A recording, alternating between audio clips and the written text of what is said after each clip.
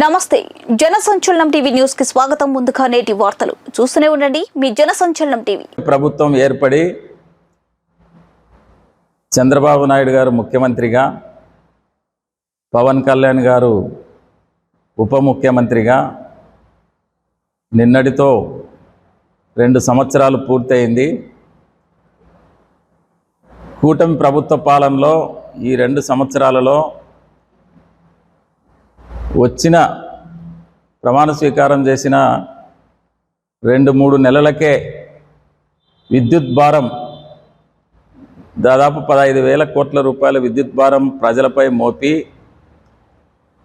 ఎన్నికల ముందు ఇచ్చినటువంటి హామీ విద్యుత్ ఛార్జీలు పెంచబోమని చెప్పి, వీలైతే విద్యుత్ ఛార్జీలు తగ్గిస్తామని చెప్పి హామీని ప్రమాణ స్వీకారం చేసిన 2-3 నెలలకే తుంగలో తొక్కడం జరిగింది.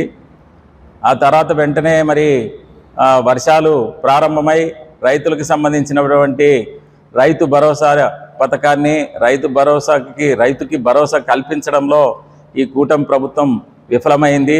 2 సంవత్సరాలు గడిచినా కూడా రైతుకి ఎటువంటి భరోసాని కల్పించే విధంగా మరి వాళ్ళు ఇచ్చిన హామీలు నిలబెట్టుకోలేని పరిస్థితి ఈరోజు కనపడింది. అదేవిధంగా జూన్ జూలైలో వర్షాలు మొదలయ్యి మరి పంటలేసి విత్తనం వేసి ప్రజలు యూరియా కోసము క్యూలో నిలబడి ఉదయం వెళ్తే సాయంత్రం వరకు కూడా యూరియా దొరకని పరిస్థితి ఏర్పడింది. 2024 అయితేనేమి, 25 అయితేనేమి, ఇప్పుడు 26 కూడా వస్తూ ఉంది. ప్రతి సంవత్సరం యూరియా కోసం క్యూలో నిలబడే పరిస్థితి రైతుల దారుణమైన పరిస్థితి. ఎందుకంటే రైతుకి ఒక పక్క సహాయం చేయకపోను, మరియు యూరియా కొనేదానికి కూడా ఒక పక్క కేంద్ర ప్రభుత్వంలో మీరు భాగస్వాములు అయ్యిండు కూడా యూరియాని కరెక్ట్ టయానికి రైతులకు అందించలేకపోయారు. మరి రైతులకి ఏ విధంగా మరి పండించిన పంటకు గిట్టుబాటు ధరలు లేవు. ఒకవేళ పంట నష్టపోయినా మరి ఇన్సూరెన్స్ మీరు ఏదైతే పంట బీమా పథకానికి కనీసము దానికి బీమా ప్రీమియం కూడా చెల్లించలేని పరిస్థితి ఈ ప్రభుత్వంది. మరి గతంలో జగన్మోహన్ రెడ్డి గారు పంటల బీమా రైతులకు సంబంధించి ప్రతి ఎకరాకు కూడా పంటల బీమాకి సంబంధించి ప్రీమియం మొత్తము జగన్మోహన్ రెడ్డి గారు చెల్లించడం జరిగింది. చాలా చోట్ల మరి ఎక్కడైతే పంట నష్టపోయినారో చిన్నకారు రైతులకి ప్రతి ఒక్కరికి కూడా పంట బీమా వర్తింపజేయడం జరిగింది జగన్మోహన్ రెడ్డి గారి ప్రభుత్వంలో. మరి ఈ ప్రభుత్వంలో, కూటమి ప్రభుత్వంలో 2 సంవత్సరాలు గడిచినా కూడా ఎక్కడ కూడా గిట్టుబాటు ధరలు లేదు పరిస్థితి.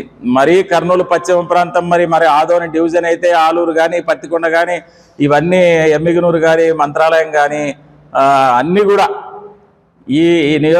ఈ నియోజకవర్గాల్లో మరి టమోటో కానీ, పండించిన టమోటో కింద పడేయడం జరిగింది. టమోటో గిట్టుబాటు ధర లేదు, టమోటో కొనలేదు. ఓ పక్క మిరపకి నష్టపోవడం జరిగింది రైతులు. ప్రతిదీ కూడా ఈసారి అయితే మామిడి పంటకు ఎంతో ప్రోత్సాహం ఇస్తామని చెప్పినటువంటి కర్నూలు మామిడి అంటే, కర్నూలు బనానపల్లి కానీ, కర్నూలు కానీ మామిడి అంటే చాలా ప్రాముఖ్యత ఉండేది. మామిడి పంట కూడా ఈసారి బాగా రైతులు దెబ్బతినడం జరిగింది. ప్రతిసారి కూడా ఏదో విధంగా రైతులు దెబ్బతినడం ఈ పశ్చిమ ప్రాంతంలో జరుగుతూ ఉంది. వలసలైతే ప్రతిసారి ప్రతి సంవత్సరం వలసలు పోవాల్సిందే. వలసలు పోయి ప్రజలు బతకాల్సిన పరిస్థితి ఏర్పడింది. మరి ఏ విధంగా కూటమి ప్రభుత్వం, ఏ విధంగా చంద్రబాబు నాయుడు గారు ఈ 2 సంవత్సరాల్లో ఇచ్చిన హామీలు నెరవేర్చకపోనో, మరి ఏ విధంగా ఏ వర్గానికి కూడా, రైతు వర్గానికి కానీ, మరి ఓ పక్క నిరుద్యోగులు ఇండ్ల దగ్గర ఈరోజు ఉద్యోగాలు లేవు, ఉద్యోగ కల్పన లేదు. జగన్మోహన్ రెడ్డి గారు వచ్చిన 3-4 నెలలకే మరి సచివాలయాలు ఏర్పాటు చేసి, సచివాలయాల్లో 1,34,000 ఉద్యోగాలు. ఎటువంటి అంటే ఇప్పుడు మీరు డిఎస్సిలో ఇన్ని అవకతవకలు జరిగినాయి.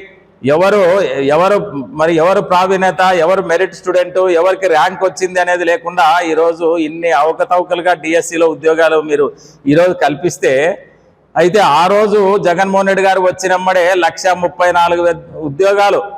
ఏ ఒక్క రాజకీయ నాయకుడు కానీ, ఏ ఒక్క ప్రభుత్వ కానీ ఎవరి సిఫారసు లేకుండా కేవలం మెరిట్ని దృష్టిలో పెట్టుకొని ఎవరైతే పేద విద్యార్థులు కానీ, ధనిక విద్యార్థులు కానీ, మధ్యతరగతి విద్యార్థులు కానీ ఎవరైనా సరే ఏ వర్గమైనా సరే మెరిట్ ఉన్న వాళ్ళకి మాత్రమే చాలా పారదర్శకంగా మరి ఆ ఉద్యోగాలు ఇవ్వడం జరిగింది. వాటితో పాటు మరి ఇంకా జనరల్ ఉద్యోగాలు దాదాపు 50,000, దాదాపు 2 లక్షల ఉద్యోగాలు ప్రభుత్వ ఉద్యోగాలే ఇస్తే మీరు ఈ రోజు వరకు 100ల్లో కూడా ఉద్యోగాలు ఇచ్చే పరిస్థితి కనపడలేదు. మరి ఇచ్చిన హామీల్లో మరి ఏవి అన్ని కూడా నెరవేర్చే పరిస్థితి కనపడకుంది. ఇవన్నీ చూస్తూ ఉంటే ఏ ఒక్కటి కూడా మీరు ఈ 2 సంవత్సరాల్లో చేసింది లేదు. ఇంకా మిగిలింది ఇంకా 3 సంవత్సరాలు. ఈ 2 సంవత్సరాల్లో ఏం చేయాలనుకున్నారో కూడా ఈరోజు ప్రజలకు కనపడడం లేదు. ప్రతి సంవత్సరం ప్రతి నెల 15,000, 10,000 కోట్లు అప్పుల రూపంలో తీసుకుంటా ఉన్నారు. మరి అప్పులేమో పెరిగిపోతా ఉన్నాయి రాష్ట్రానికి.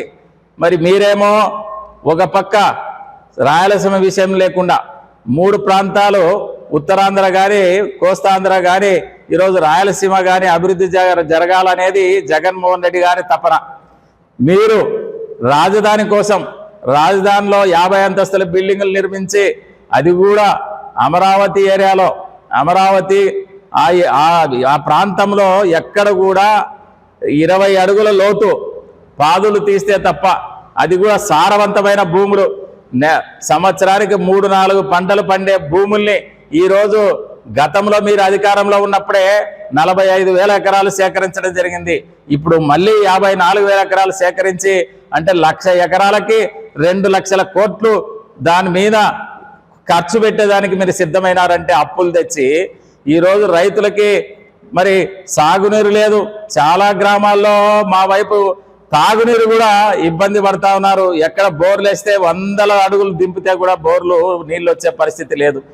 ఇంత కర్మ అంటే ఏమిటి పరిస్థితి?